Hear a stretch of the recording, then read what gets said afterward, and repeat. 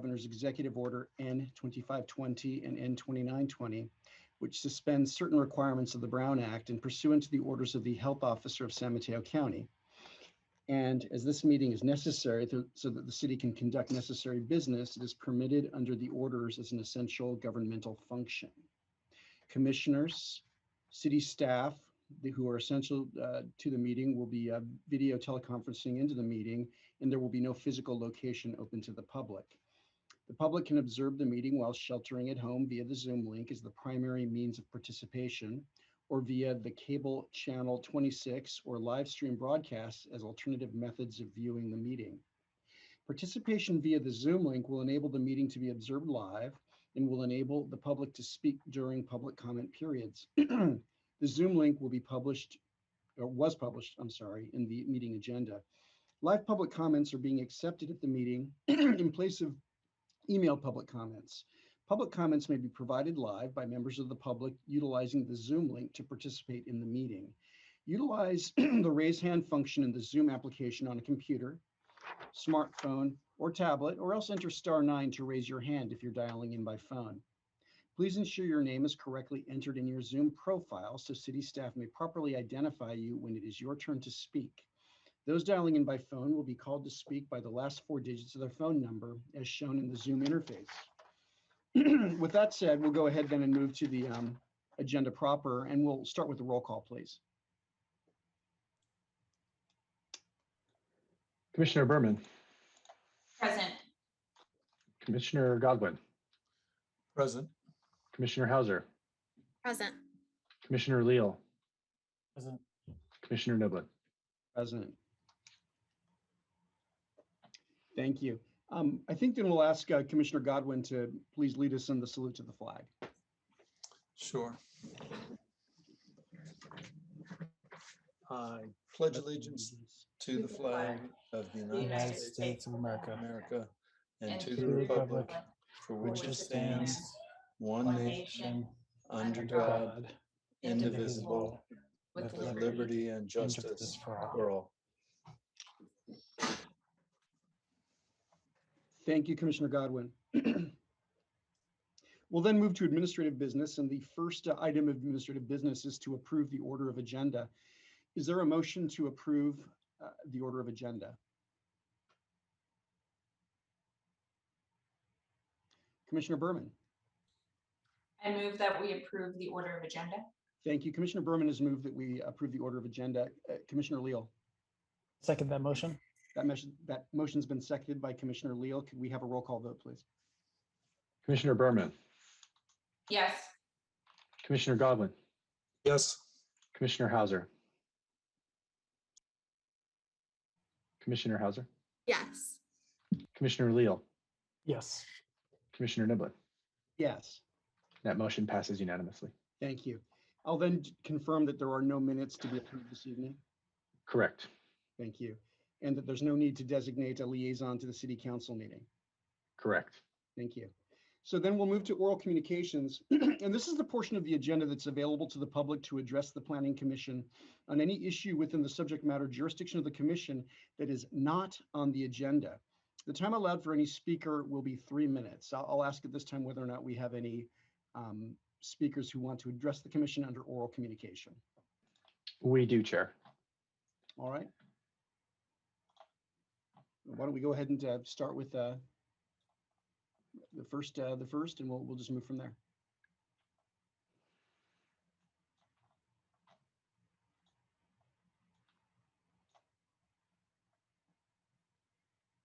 All right. The first speaker is Lori Yap. Please go ahead.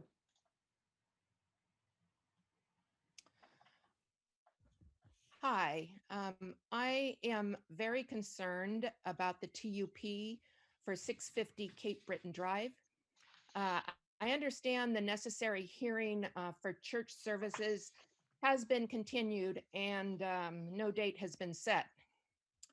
The applicant needed more time to comply with Pacifica Municipal Code, and the planning department doesn't know when they will receive it. Meanwhile, the church is moving in. The activity and noise on the property has increased as their voices echo back in this valley. the traffic has increased to the property, including more personal vehicles, Comcast, plumbing, and moving trucks unloading on the property, even today. There's been noise and unloading going on this past week on the property at 11 p.m. at night. This is very frustrating to the neighborhood, as we had hoped there was a fair process taking place. The planning department staff has been responsive to my questions and explaining the TUP process, and I certainly appreciate that.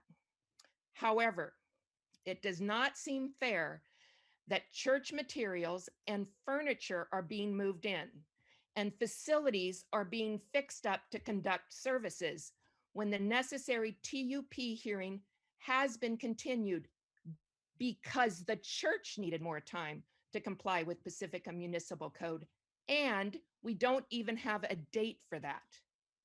Let's be fair to everyone in this process, whether you are the church seeking a TUP or the Pacifica residents who are opposed to the TUP. Thank you for your time and consideration. Thank you, Ms. Yap. Next speaker, please.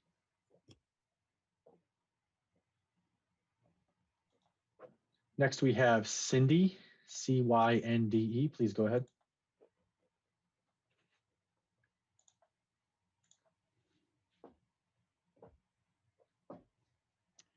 Cindy, your connection looks to be muted. Can you try to unmute yourself, please, and begin speaking?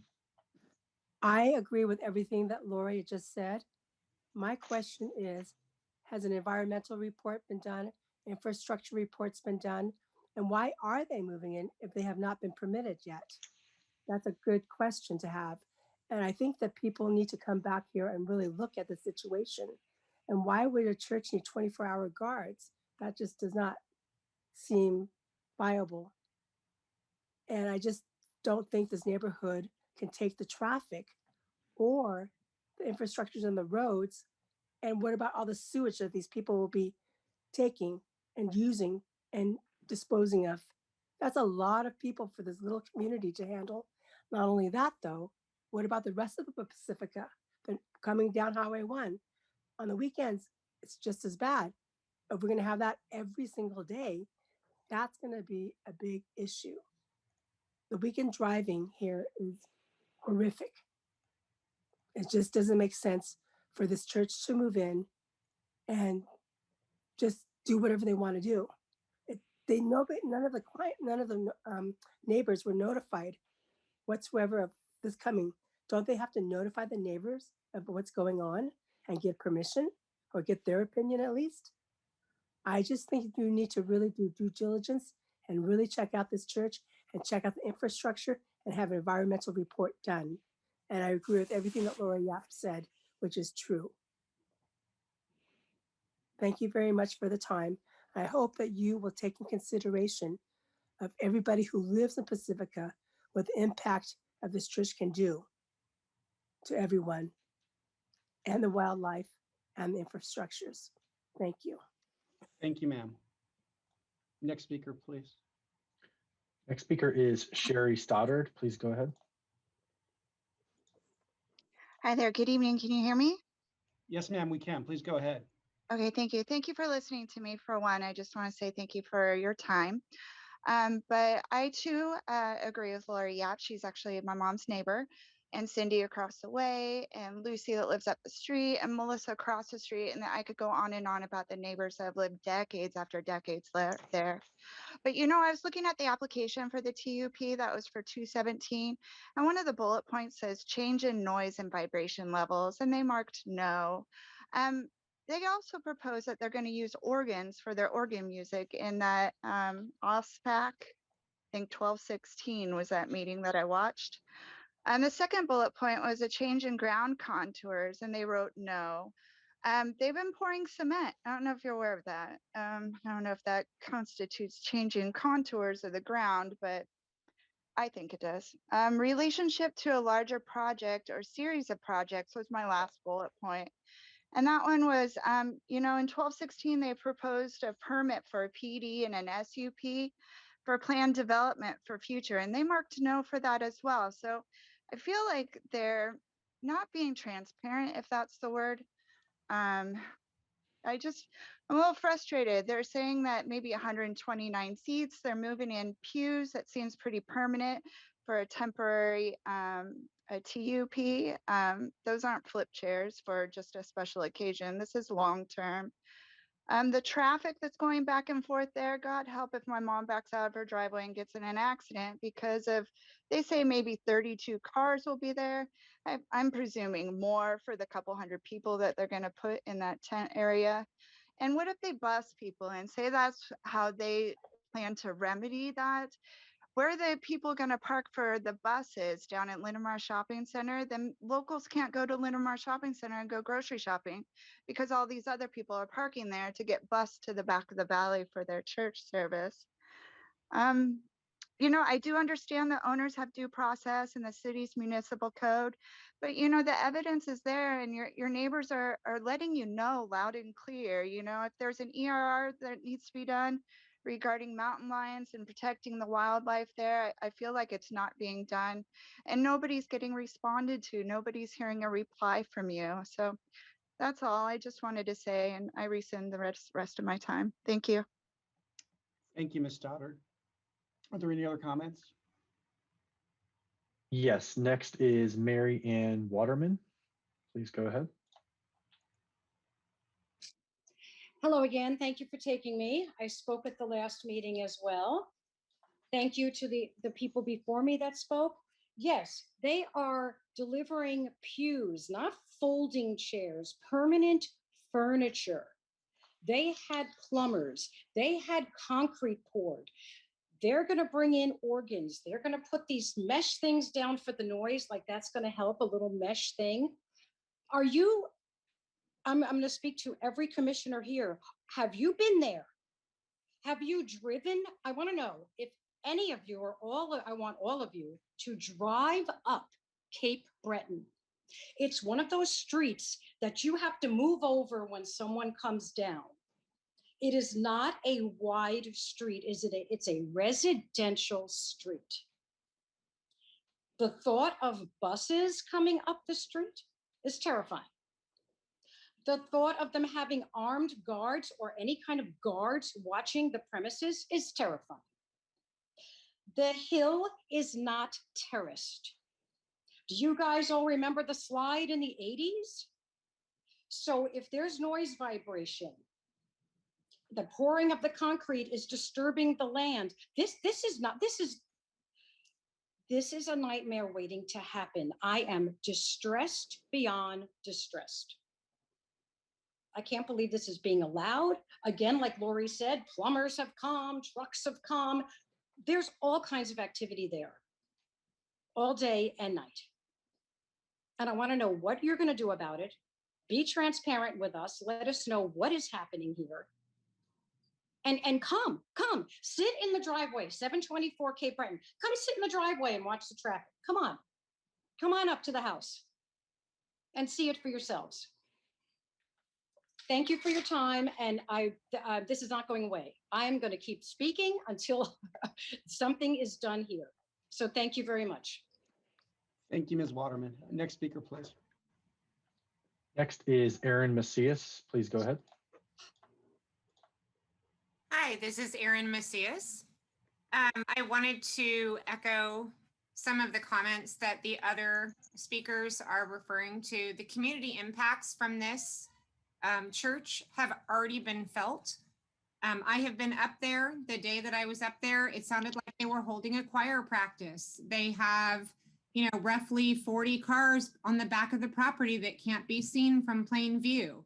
They have trucks driving up and down the street making deliveries. You know, there was a truck unloading at 11 o'clock at night. This is a residential neighborhood. This is totally unacceptable. They don't even have a permit, and yet they're operating as if they do. You know, the work parties, what are they actually doing? If they don't have a use permit in place, why is the city not intervening? A complaint was lodged with the city that they were unloading pews and they were given photographic evidence the code enforcement officer, unfortunately, is not very proactive with complaints in Pacifica. And she didn't even ask to see where they were stored. Well, from what we're hearing from the community, they're actually operating in the back hay barn and actually holding Bible study and choir practices.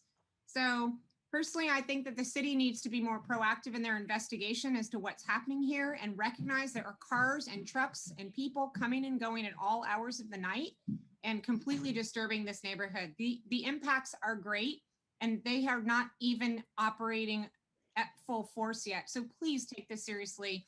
We're begging you, Planning Commission, to please take the concerns of the community at face value and do some investigation and order a cease and desist. They do not have a temporary use permit. They should not be doing any business there at all. Thank you. Thank you, Ms. Macias. Next comment, please. Next is Lucy. Please go ahead. Hi, I actually live at 724 Cape Breton, so I can tell you that they are operating some kind of Bible study or church services in the way back. We hear trucks 6:30 in the morning making noise. This is just ridiculous. I feel like none of you guys are taking our complaints seriously. I would like you guys to think, I have 2 small children and 1 on the way. I mean, how would you guys feel if you lived back here next to that? Would you let it pass? I mean, this has caused such an uproar online, on Nextdoor with the community, and I feel like you guys honestly don't care. And it's really frustrating. We have seen trucks full of pews. I saw them unloading the pews. I was watching them. I've seen giant U-Hauls coming up the street every day, them doing plumbing work. How is this happening if they don't have a permit? And why is the city not doing anything about it? That's really all I have to say. Thanks. Thank you, Lucy. Are there any more comments, Mr. Murdoch? I do not see any additional hands raised at this point, Chair. Thank you. I think what we'll do then is go ahead and move from oral communications then, and I'll just confirm that we don't have any consent items at this point. That's correct. Thank you. And I would note that we actually have received a number of written comments regarding this this item that was referenced by the folks who addressed us under oral communication, and had an opportunity to hear a number of comments about it. So we're I think well apprised of some of the significant concerns that their folks have out there. So thank you though to the commenters.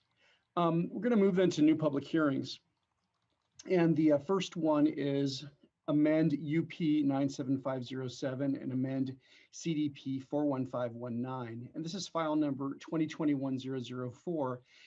And it's to revise operation of the Pacifica Farmers Market to start the market season in April and continue through December, and to revise market hours of operation to begin at 2 p.m. and end at 6:30 p.m. on Wednesdays only during the market season. The recommended CEQA action as to this matter is a Class 3 categorical exemption pursuant to Section 15303 of the CEQA guidelines, and staff's recommended action is that we approve this matter as conditioned. And I'll ask for a staff report, please. Thank you, Chair. Good evening, Commissioners.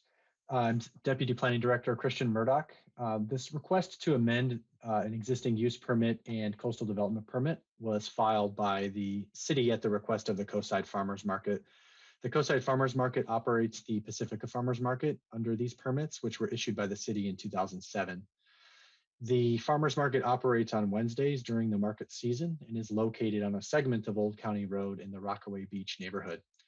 The amendment, if approved, as recommended by staff, would make minor adjustments to the market season and operating hours of the farmers market. The market currently operates from 2:30 to 6:30 p.m. from May to November. The amendment would allow the market season to begin in April and run through November. Actually, let me circle back on that. Forgive me. The amendment would further allow the city manager the flexibility to authorize operating hours for up to 4 hours in the period between 1 p.m. and 7:30 p.m., inclusive of setup and cleanup, with operational hours of 2 to 6 p.m. Staff recommends approving this amendment as recommended in the staff report and described in the staff report. And to clarify, the amendment would allow an operating season for April through December of each year on Wednesdays only, as the market currently operates. Thank you. Thank you, Mr. Murdoch. Just a point of clarification. Is there anybody here from the operator of the farmer's market who is going to speak to this item? There is, Chair. So we have city staff, actually, Josh Montemayor, Management Analyst 2, who's here to speak as the permit applicant. Okay. And he is accompanied by 2 representatives of the farmer's market who I'm going to bring in as panelists in just a moment. Thank you.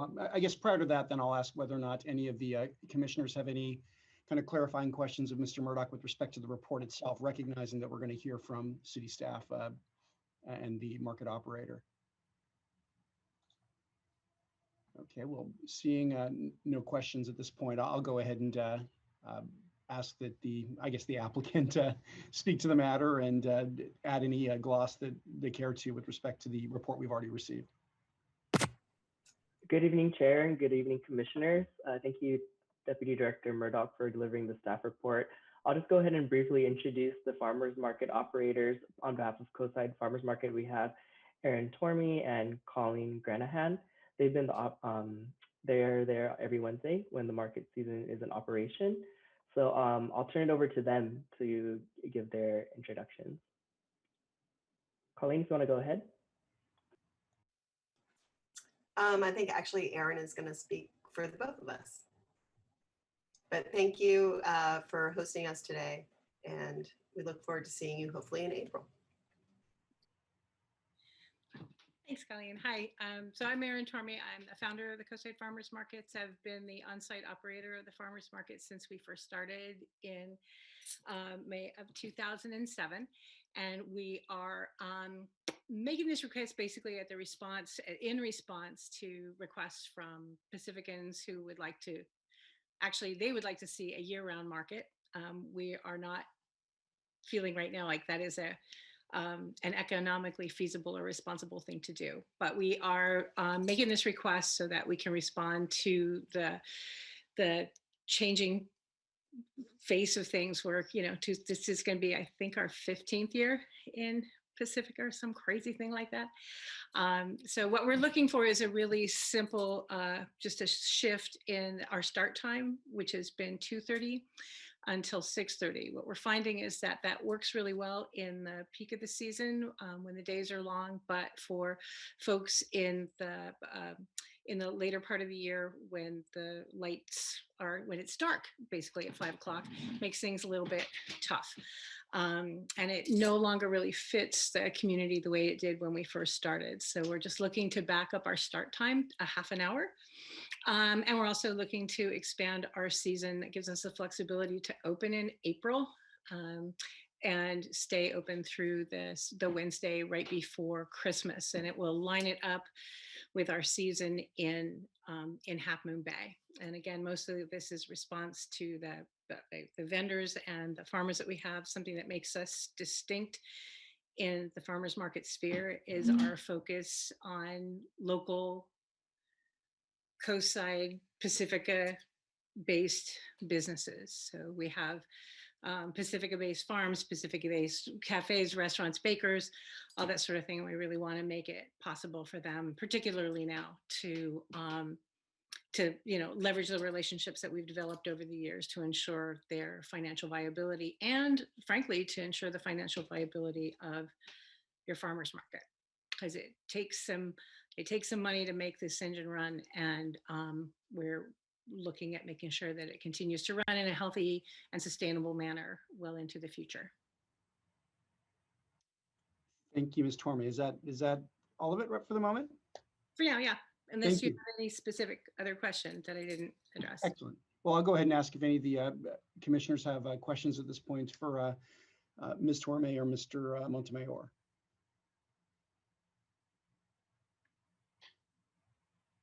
Commissioner Berman. Thank you. I was really happy to see this proposal in our agenda today. One question that I have is, I know that we're looking at approving flexibility of changing the start and end times throughout the year. I understand that that probably makes sense given the change of time that the sun sets.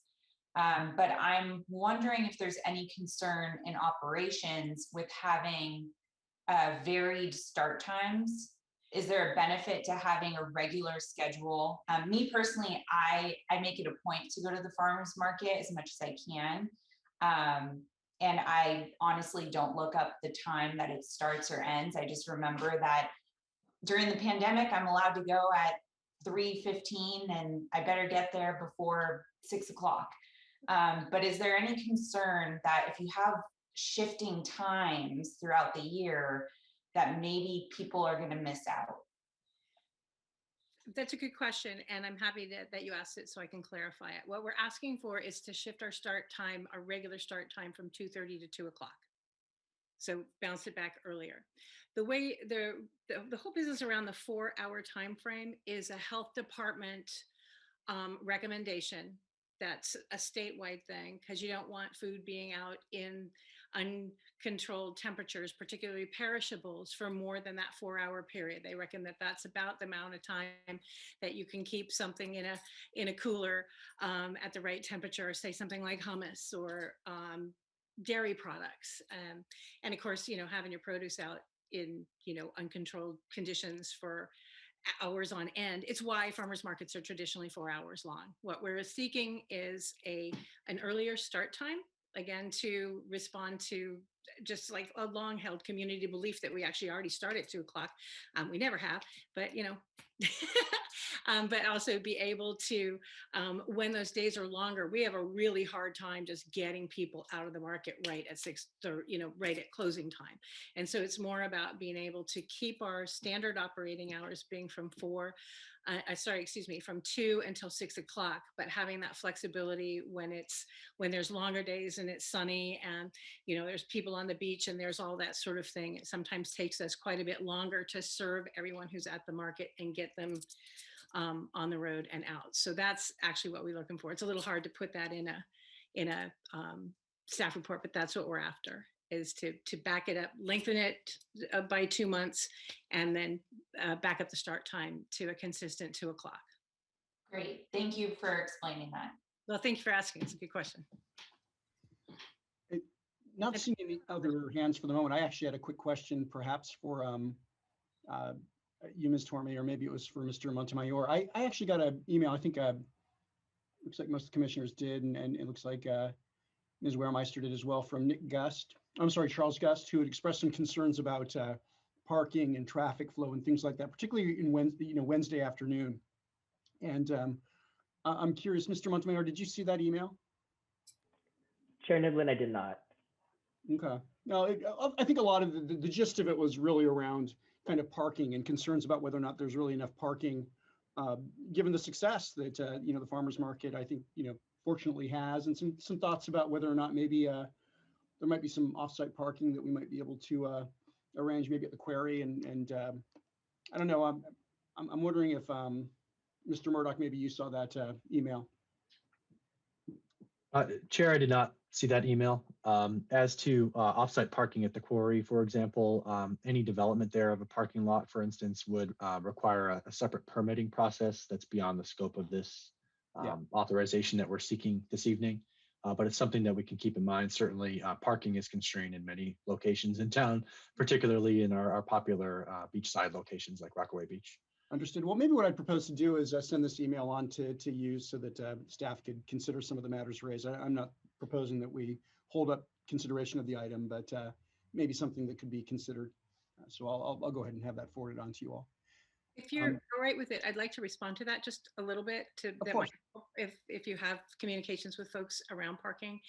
We have long had an agreement with the folks who have levies to keep all of our vendor parking within the overlay of the map that area, and also up on the top where the Gil Anda owns that lot between the Mildred Owens garden and just before the Gust property there. We've long had an arrangement with him to, well, one, we pay to have that field mowed every year and have a lot of our vendor parking there that there's not room for within the market site. And we're going to reopen our conversations with the Lighthouse Hotel, who has often offered us parking on the Dundee Street side for our vendors, volunteers, and that kind of thing. So we're fully aware of the impacts of parking, and we do every single thing that we can to mitigate it so that there is no vendor parking on any of the streets, and minimal vendor parking in the north beach parking there, where one or two trucks that just don't quite fit end up down there. But thank you for that information. I guess what we'll do then is ask if there's any public comment as to this item. Mr. Murdoch, I'll ask you to look into that. Thank you, Chair. I see one hand raised. It's not clear if it's a holdover from the prior general public comment, but we will give this speaker a chance to clarify. And if she wants to speak, then we'll set up the public comment period. Cindy, could you please confirm if you have your hand raised to speak on this item, or if that's a hand from the prior item?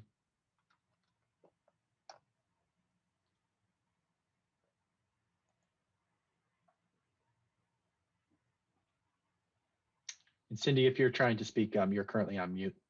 Are you intending to speak on this farmers market amendment item? No, I had a question from previous, but I couldn't get through to you. I just have a quick question. Well, Cindy, there's only one opportunity to speak on each item, and so that's why I didn't recognize you again under the general public comment. And unless it's about this agenda item, we're not able to take further public comment on the prior item. I encourage you to follow up with me during business hours tomorrow if you'd like. Yes, can you post your email, please? I would really appreciate that. It's on the planning department website. Thank you. Yep. All right. Well, thank you. It looks like we have no further comment on this item, as I'm gathering. So we'll go ahead and bring it back to the commission then for discussion and deliberation. I'll ask my colleagues who wants to lead off. Commissioner Hauser. Thank you, Chair. I just wanted to say that I appreciate the farmers market, and I appreciate the application. I know that back when Aaron presented to the EDC, we were asking for this. We were saying, can you guys have longer hours? Can you guys extend your timing? And so I think this is a really wonderful thing, and I'd be happy to support it. Thank you, Commissioner Hauser. Commissioner Godwin.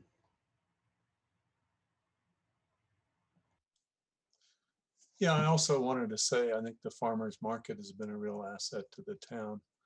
And I've known a number of people who've enjoyed shopping there. And I think this would be, changing the hours would be a beneficial thing. Thank you, Commissioner Godwin. Any other comments, questions, deliberation? Commissioner Leal. Thank you. Yeah, I just had a point of clarification just to make sure I'm understanding this correctly. So it says and I think this is for Joshua, the city manager could authorize to extend it to 7:30.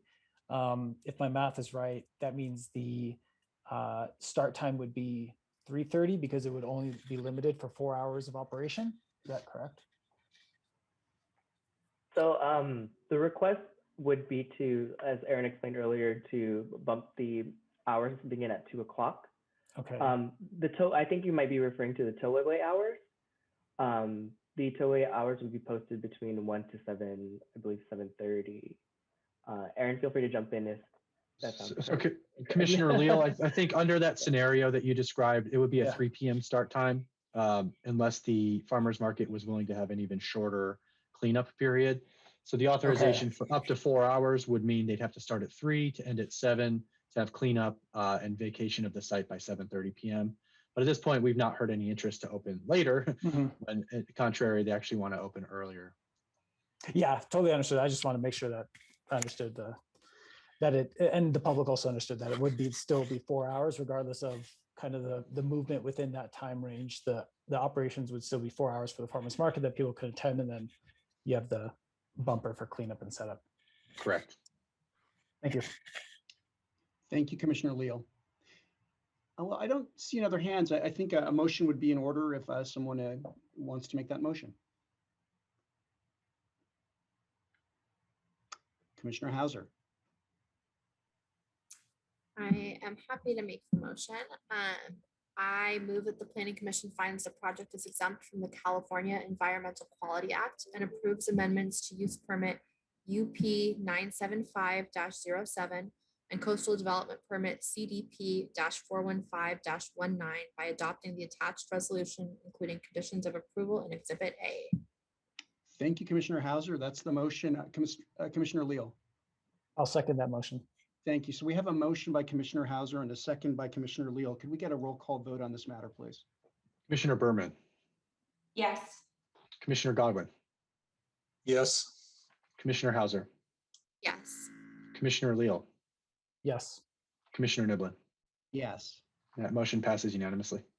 Thank you. Thank you. And I just want to take 1 minute, really just thank you so much. Everybody at the city has been really great and extremely helpful with this. And I also want to just remind you that we consider ourselves to be at your service as well. The farmers market also functions not just in nourishing people, but getting really vital information out to the community about things that are going on. We've been part of the effort to ensure that our local communities know what's going on with regards to everything happening with COVID, with the vaccination. We're on the vaccination work task group. Colleen has been just aces in working with the community outreach piece with the county.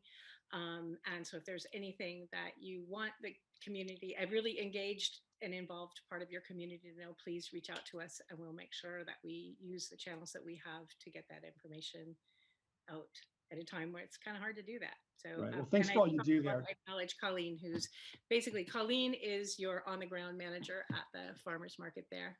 Most of the time when I'm there, I'm trying to be there as a farmer. Doesn't always work, but Colleen's my road chief and a really valuable person. So thank you so much for your time. Thank you. Thanks for all you do there. I know from my work here at the county, you all were very helpful in the census outreach, for example, and I thought that was super helpful. So again, thanks very much. You're welcome. Thanks, y'all. Have a good evening. Bye. So we'll move then to our next item. It's a consideration item. It's PSD 80115, UP 6615, and SUB sub 22715, and a heritage tree removal authorization. And this is file number 2015-002, an applicant request for extension of expiration date for site development permit PSD 80115, use permit UP 6615, subdivision SUB 22715, and heritage tree removal authorization to construct 7 townhomes at 1335 Adobe Drive. And the recommended CEQA action here is NA, and staff's recommendation for action is that we extend the site development permit and related actions for 18 months. Go ahead and ask for a staff report, please. Thank you, Chair. Good evening, Honorable Commissioners. Deputy Planning Director Christian Murdoch. This project was approved in 2019 by the Planning Commission. As is sometimes the case, this development project needs a bit more time in order to complete all of the post-approval but pre-construction requirements, such as preparing detailed construction drawings, processing the final map, and other related activities. And so accordingly, this applicant submitted an extension request to the city. It was timely filed at least 30 days in advance of expiration of the tentative subdivision map as required by the municipal code. And the request was for 12 months. Staff has no objection to the 12-month request, but as noted in the staff report, recommends actually a slightly longer extension request of 18 months to avoid any potential confusion with a state law governing project extensions, AB 1561. And so that probably applies to this project while the city hasn't taken an official position on it as it applies to this project. But to avoid any confusion in the event that it does, we actually recommend the commission applies its discretion to grant an 18-month extension in lieu of the 12 months requested by the applicant. And so with that, we would just respectfully request that the commission make the motion as noted in the agenda packet. There's no resolution or conditions of approval associated with this action if the commission approves. Thank you. Thank you, Mr. Murdoch. Before we move to public comment, I'll ask if there's any question from commissioners of Mr. Murdoch. Okay. Seeing none, I guess, Mr. Murdoch, I'll ask whether or not there's anybody from the public, or actually, I guess I should ask if the applicant is here and wishes to speak to the matter. Thank you, Chair. We have Anthony Lim, who's a representative of the property ownership, and Tony Pantaloni, who was the lead architect in processing through the entitlement stage. All right. Well, we'll ask if either of those gentlemen want to say anything about the matter at this point. This is Tony Pantaloni, the architect. We just like to say that, you know, obtaining financing is very difficult at this time with the virus as well. It just delayed everything. We're in the process of developing the drawings, but we just need more time, and we'd appreciate the extra time. And Anthony Lim, the project sponsor, is also on board, but I'm just sort of speaking for both of us. Thank you, sir. Okay. Well, any comment or question from the commission before we take public comment on this? Okay. Mr. Murdoch, do we have any public comment on the matter? I see no hands raised at this time, Chair. Okay, excellent. Well, we'll go ahead and bring it then back to the commission for comment and deliberation.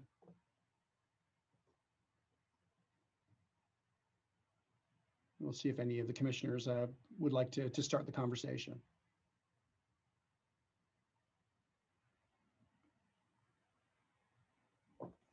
Well, not seeing any hands, I think that perhaps we can call the question, and a motion would be in order if anybody's inclined to make it.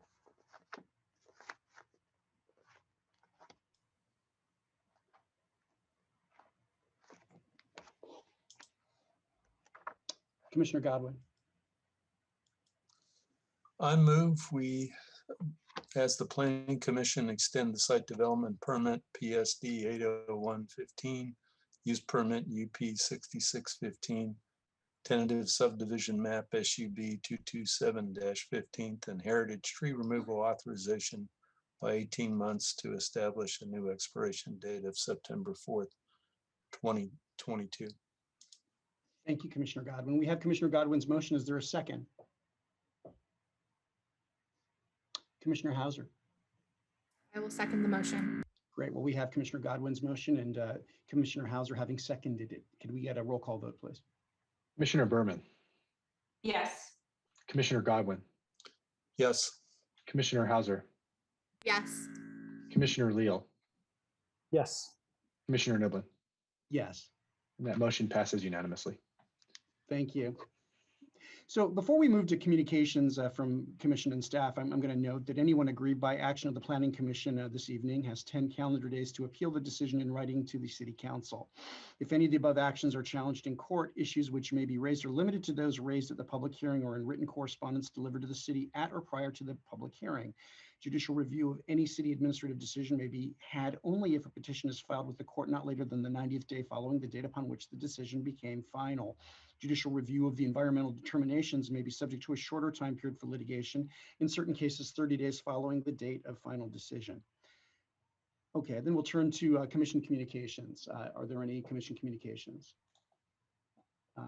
Commissioner Godwin, I see your hand up. Sorry, that was from the previous motion. Okay, then I'm going to move to Commissioner Berman then. Thank you, Chair. I wanted to mention that coming up in March, it's March 12th, the Coastal Commission will be considering approval of the Cypress Point Affordable Housing Project and their local coastal plan amendments. I know this is an item that Council Member Big Stick, formerly Commissioner Big Stick, would bring up often during commission communications. Since he has moved on to City Council, I wanted to be the one to bring this up to the community.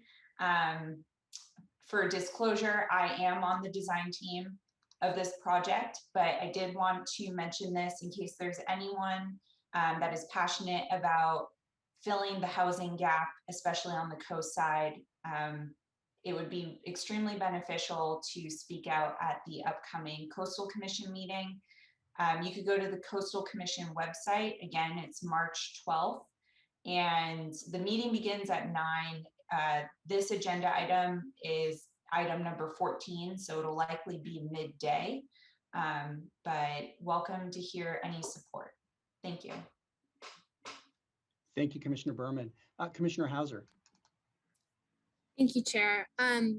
Without speaking to any particular item, I wanted to just mention that I know that there have been a lot of people who have attended this meeting and our last few meetings and who have given us public comments and who have emailed and really taken the time to sit through these meetings and participate in the public process.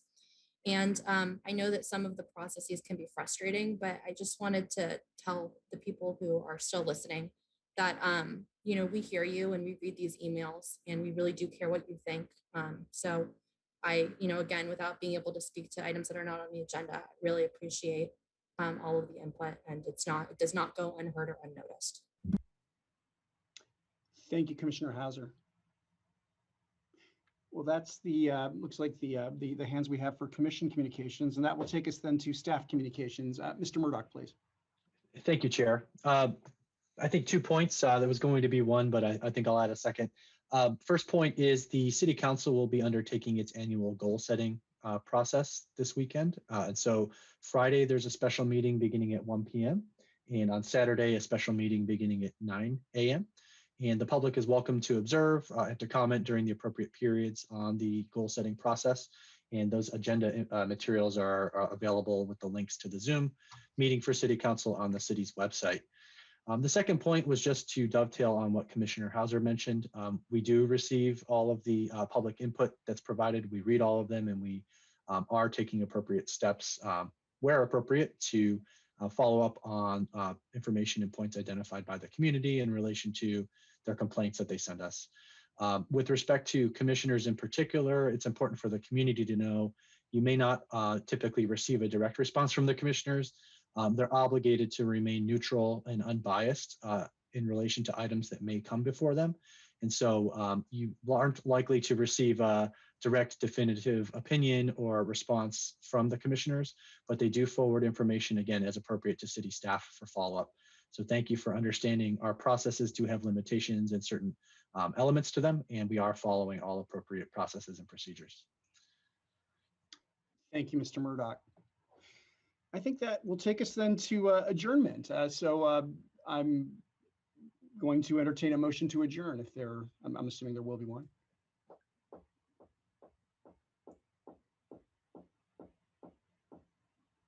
Commissioner Berman.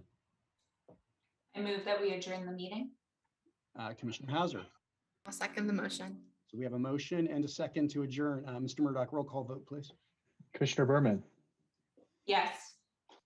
Commissioner Godwin. Yes. Commissioner Hauser. Yes. Commissioner Leal. Yes. Commissioner Niblin. Yes. That passes unanimously. Thank you. Well, we're adjourned. Everybody have a good evening. Take care.